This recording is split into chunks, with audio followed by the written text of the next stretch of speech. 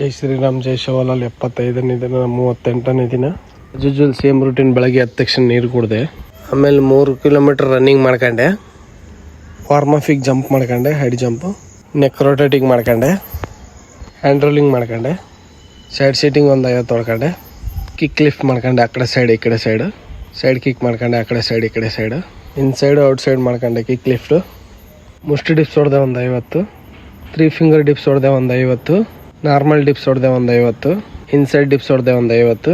ಊಟ ಮಾಡಿ morning task complete ಮಾಡ್ಕೊಂಡೆ.